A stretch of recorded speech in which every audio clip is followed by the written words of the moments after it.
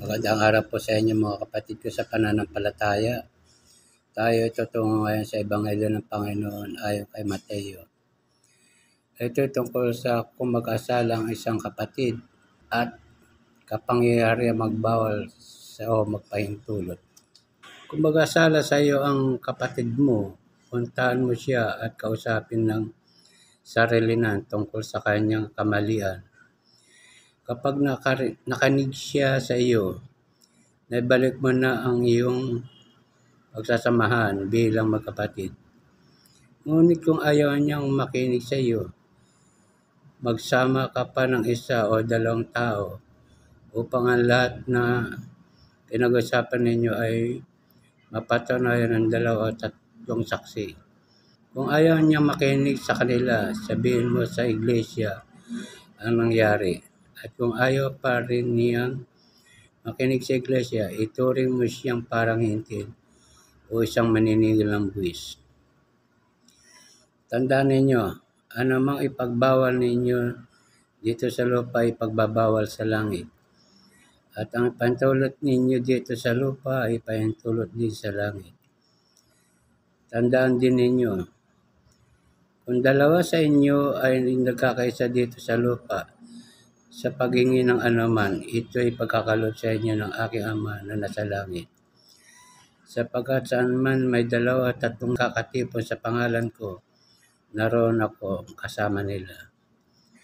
Ang salita ng Diyos. Tandaan ninyo, anumang ipagbawal ninyo dito sa lupa ay pagbabawal sa langit. At ang ipahintulot ninyo dito sa lupa ay ipahintulot sa langit.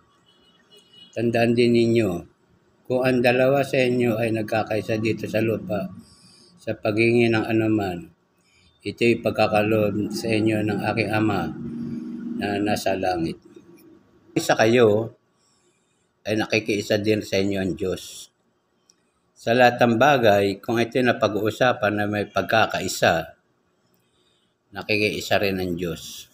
Huwag nating isipin na tayo hingi sa Diyos para sa ating pansarili lamang o hingi tayo sa Diyos para sa ating sariling pakinabang lamang. O isipin natin na itatabi ko ang para sa akin, paliwalawiin ko na para sa iba. Ang gusto ng Diyos, tayo ay nagkakaisa, tayo nagkakasundo sa anumang problema natin, anuman namang dapat natin gawin. Kung tayo nagkakaisa, ang Diyos din naman ay nagkikiisa sa atin. Pero kung hindi tayo nagkakaisa, ang Diyos ay hindi rin nakikiisa sa atin.